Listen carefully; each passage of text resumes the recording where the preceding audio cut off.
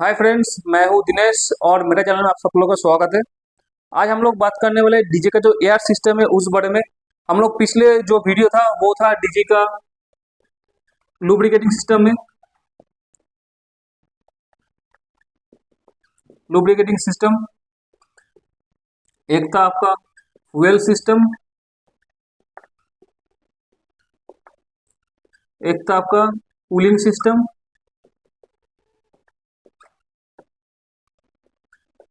और आज का हम लोग का टॉपिक है एआर सिस्टम।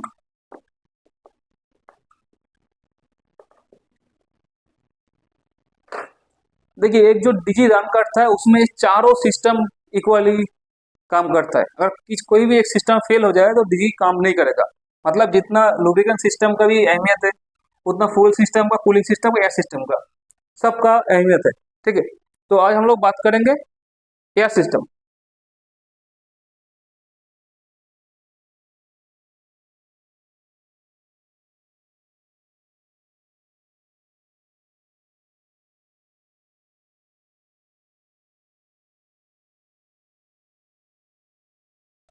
तो पहले मैं आपको एक चीज क्लियर करता हूँ।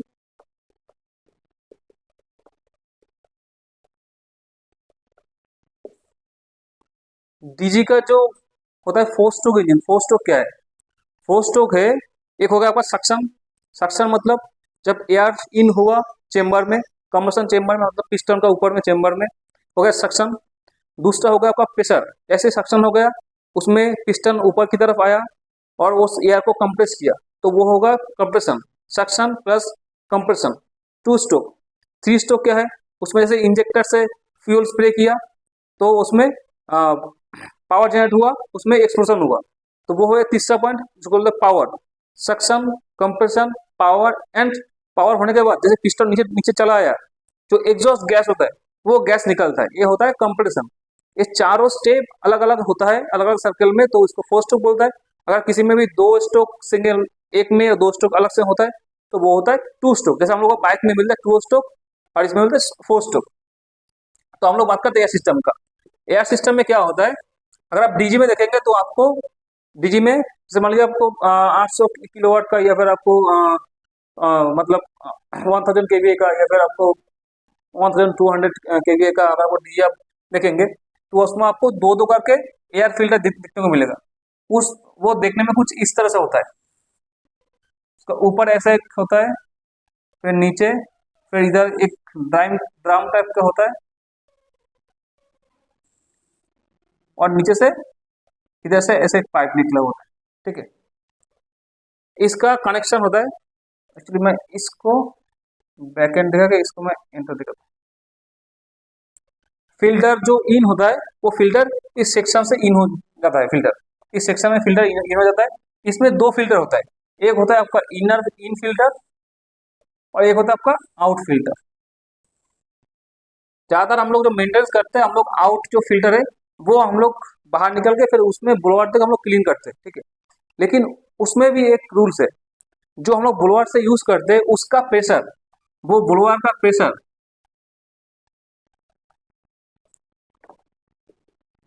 50 psi तक होना चाहिए।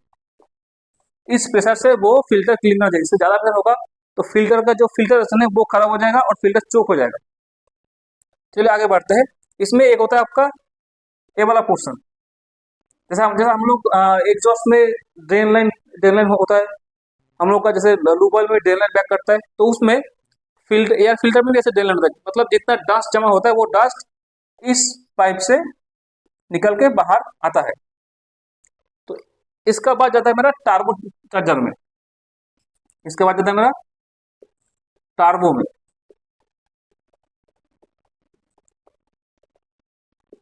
टार्बो क्या करता है? टार्बो दोनों काम करता है, एक इन साइड होता है एक आउटसाइड होता है टार्बो का। टार्बो एक इन साइड होता है एक आउटसाइड होता है। टार्बो से चला आता है मेरा चेम्बर में। चेम्बर में मतलब जहां पर कंबस्टन होता है।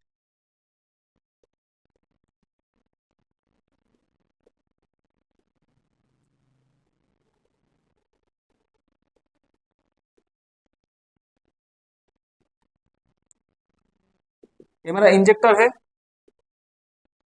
एक मेरा भाल्व, दो भाल्व। ठीक है। टर्बो से क्या होता है, टर्बो से इन होता है चेम्बर में,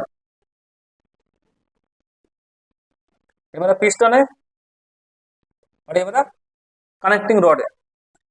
तो जैसे ये एयर सक किया, एयर इन होता है, ये जो ऊपर जो एक चक्ति टाइप का है ना, इसका नीचे से एयर, इसका नीचे से ऐसे ऐसे करके इन होता है, इस डायरेक्शन से एयर होता है इन।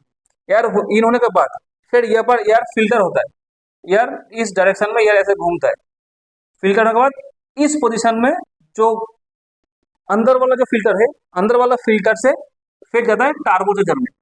अगर कभी फिल्टर चोक हो जाए और पिस्टन में, अगर पिस्टन में कुछ डस्ट आ जाए तो इंजन तुरंत ऑफ हो जाएगा। और अगर डस्ट हो जाए तो ये चेम्बर आहिस्ता आहिस्ता घिस जाएगा और घिस के चेम्बर खराब हो जाएगा, क्योंकि इसमें पिस्टन है, पिस्टन जो उठता है नामता है, उसका अगर उसमें अगर कुछ पार्टिकल्स आ गया यार क्या कुछ डस्ट का पार्टिकल, अगर आप एक मुट्ठी भी अगर आप डस्ट इसके अंदर दे देंगे तो पिस्टन जो चेम्बर है पूरा खराब हो जाएगा। अच्छा, टार्बोचार्जर, इसका ऊपर एक वाल्व लगा हुआ होता है, एयर फिल्टर के बाद एक वाल्व लगा हुआ होता है, एक इंडिकेटर वाल्व लगा होता है।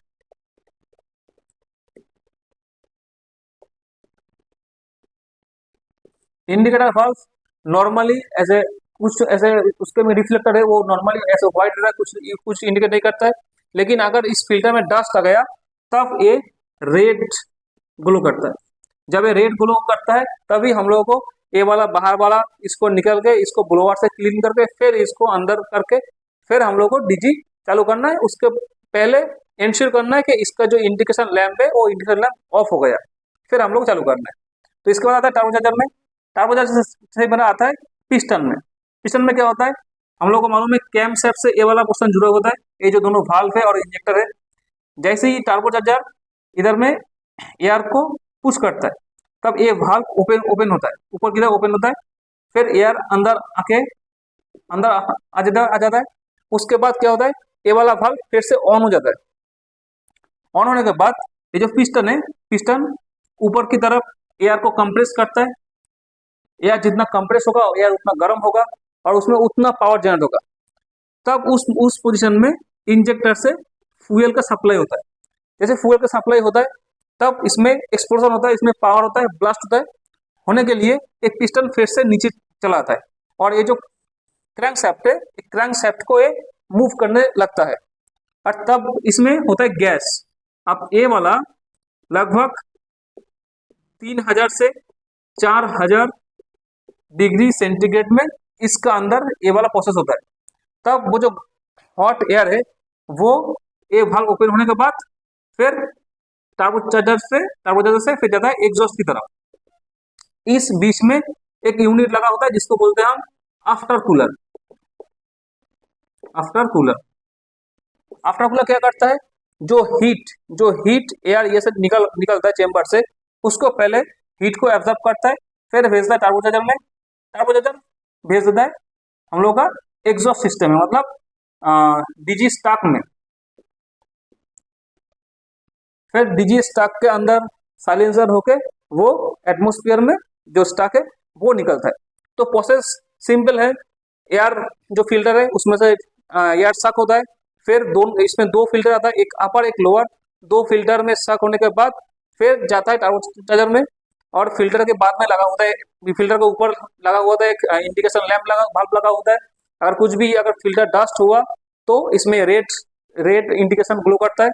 फिर टार्बोचार्जर में, टार्बोचार्जर से आता है सिलेंडर में, सिलेंडर में एयर कंप्रेस होने के बाद पावर जनरेट करने के बाद जब एग्जॉस्ट होता है वो एग्जॉस्ट थ्रू आफ्टर कूलर जाता है फिर टार्बोचार्जर में। टार्बोचार्जर से जाने के बाद फिर जाता है एग्जॉस्ट में, एग्जॉस्ट के अंदर भी होता है साइलेंसर। साइलेंसर में जो गैस है उसका नॉइज वो कम होता है, कम होने के बाद फिर वो एटमोस्फियर में निकलता है। अब जैसे सीपीबीसी का जो नॉर्म है, सेंट्रल पोल्यूशन बोर्ड का, अभी जो नया एमिशन आया बीबीसी जो 4 टाइप का अभी एमिशन आया है, उसमें अभी जो पुराना वाला डीजी सिस्टम है उस एक यूनिट इम्प्लीमेंट हो रहा है, वो है आपका आरईसीटी। आरईसीटी एक ऐसा यूनिट है जो एमिशन है, जैसे कार्बन डाइऑक्साइड, कार्बन मोनोऑक्साइड, वो जो एमिशन है उस एमिशन लेवल को और भी कम कर देगा, जो सीपीबीसी 4 में अभी जो 4 में जो चालू हुआ है। तो वो अभी हर एक एग्जॉस्ट का अंदर, मतलब अभी इसका अंदर वो यूनिट इंस्टॉल हो रहा है। और जो नया वाला इंजन आ रहा है वो सीपीवीसी 4+ का जो नॉर्म्स है उस नॉर्म की तरफ ही आ रहा है, जिसका एमिशन रेट बहुत ही कम होगा। लेकिन जो पुराना वाला है उसमें अभी आरडीसीटी करके एक यूनिट आ रहा है,